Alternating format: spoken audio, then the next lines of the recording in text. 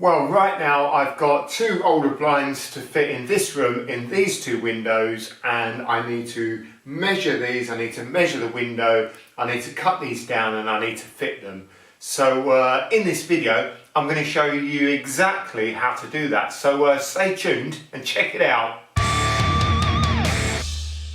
Hey, what's up guys? Yes, it's your main man JB, and thanks for tuning in and checking out this video. Well, right now I've got two older blinds that I need to fit in these windows.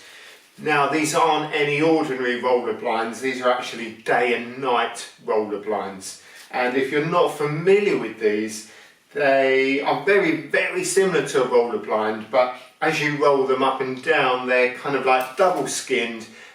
They've got an opaque section and a sheer section, and as they kind of cross over, you can either have the room dark or you can have the room light with a patch of light shining through. Now I have done a video a little while back, and it was just fitting some standard roller blinds in a kitchen, but they weren't going inside the window recess, they were basically just put in front of the window. But I'll leave a link to that video at the end of this video so you can check that out later. It is a bit of an old video and I really need to update it, so as soon as the opportunity arises I will get another how to fit a roller blind video updated version on my channel. Now the main difference between a day and night roller blind and a standard roller blind is the fact that, as I've mentioned already, it is double skinned and you've got two layers of blind as you roll the blind up and down. And you do also have this metal rod which keeps the whole thing weighted down and allows the blind to actually work properly. And the other main difference is that on the standard roller blinds you tend to screw the end caps into the ceiling or into the wall, whereas with this blind you've got this metal cap along the top. Actually it's not metal, it's plastic, beg your pardon, but this runs along the top. Now the main reason you've got this is because it actually holds the back end of the blind. So one side of the blind or one end of the blind has to remain static, and then the other part of the blind allows it to go up and down, of course. I know that probably sounds a bit confusing or doesn't mean much, but once the blind's up you'll see exactly how it works. So let's get this measured up, let's cut it and we'll fit it in the window. Blinding. Now the first thing we want to do is measure the window recess.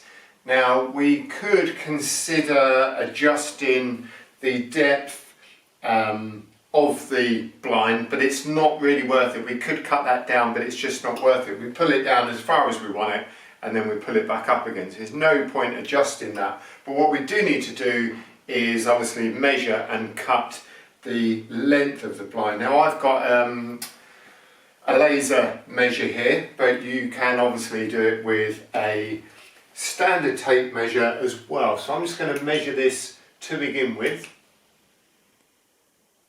Now if you're using a standard tape measure, what you can do is just mark one position on the frame and then measure it from the other side and add the two together. That will give you a much more accurate reading of that measurement.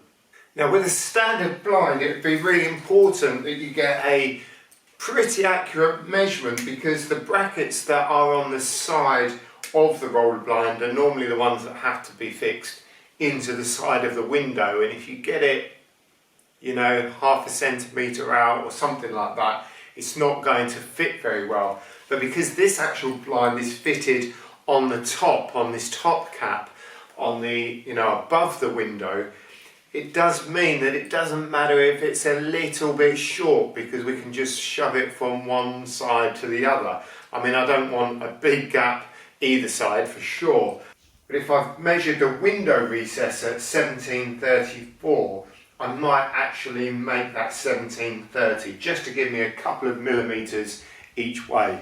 So we're now going to make out that the window recess is 1730, and so it's a little bit smaller than what it actually is, a couple of millimetres each way, and the blind itself is 1830, 173 centimetres or 183 centimetres, whichever way you want to look at it.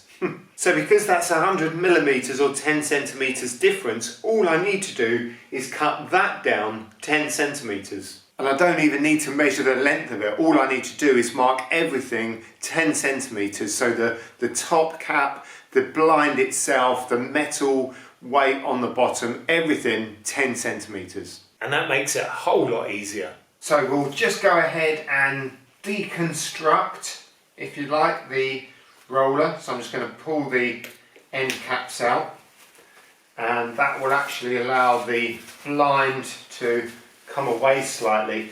But as I've said already, the back of the blind here is actually in this frame here. Now I can slide that out if I want to. What I will do is just slide it out past 10 centimetres, so that way I haven't got to pull it right off. The next thing I need to do is unravel all of the blind.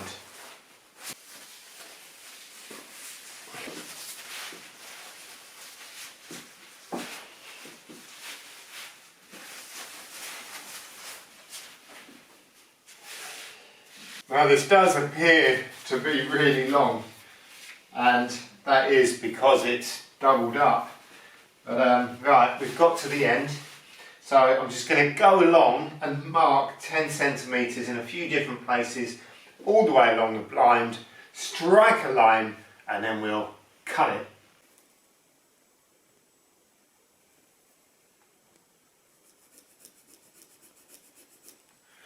Now it's a bit of a lengthy job marking it out and then cutting it, but it's the most important part, because if you get this wrong, you're going to have to buy a new blind, so take your time.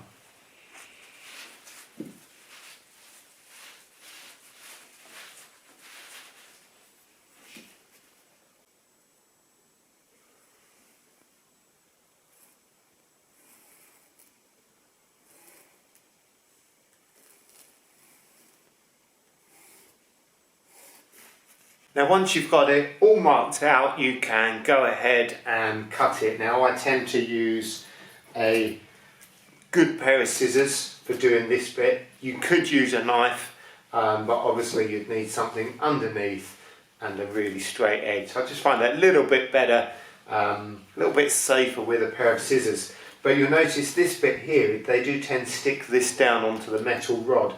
So what we'll have to do is just cut this initial bit with a sharp knife. So we'll go ahead, cut that now, and cut the rest with some scissors.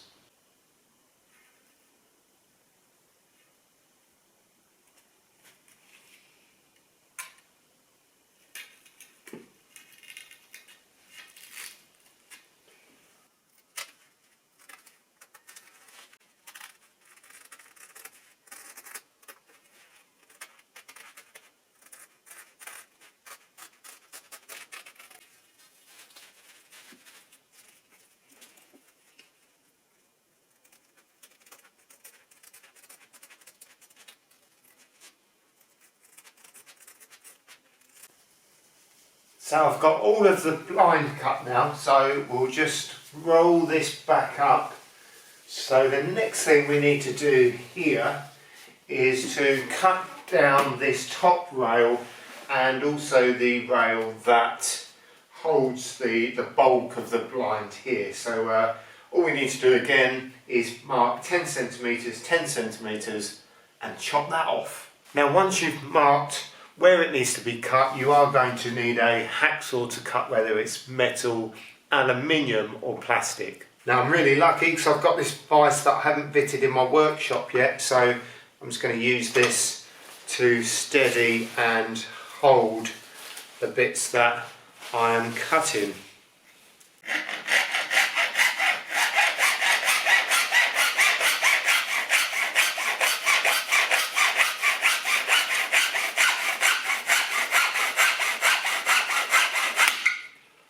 Now you may need just to put a little bit of sandpaper in there just to clean that up.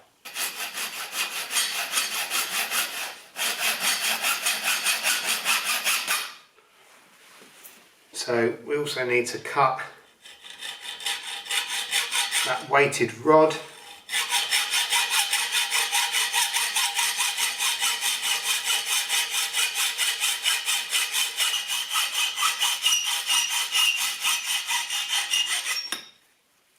Like so.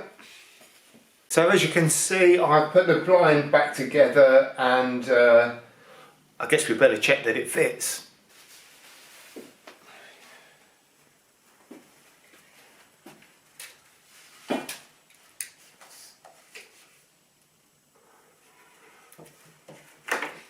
There we go, look at that.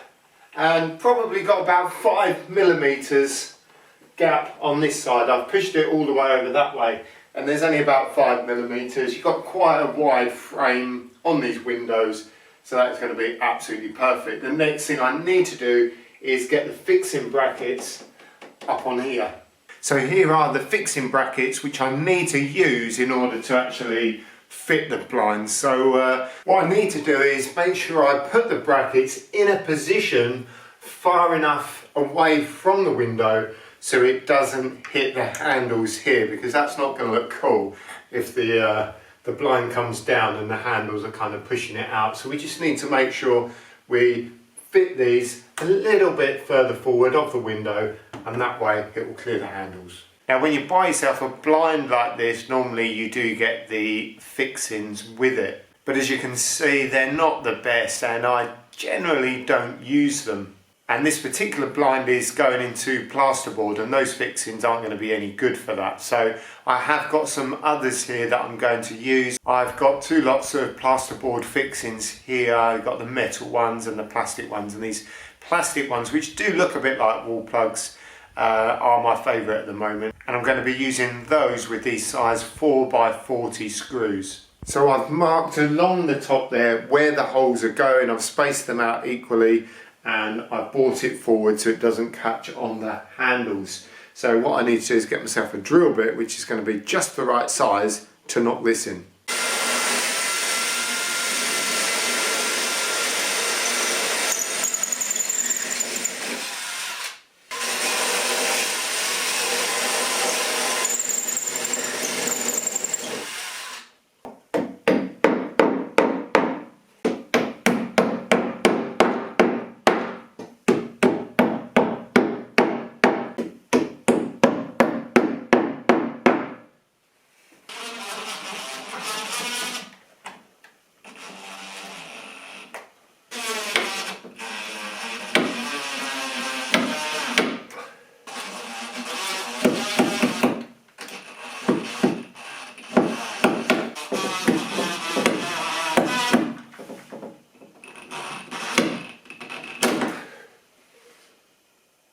So the brackets are up, they feel really good. Now I just need to put the blind up.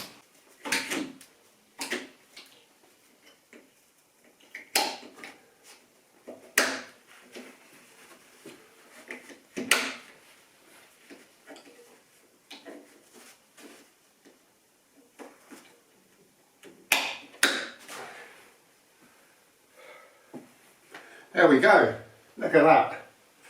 Perfect. Got a bit of a gap there. I'm just going to push that over a little bit.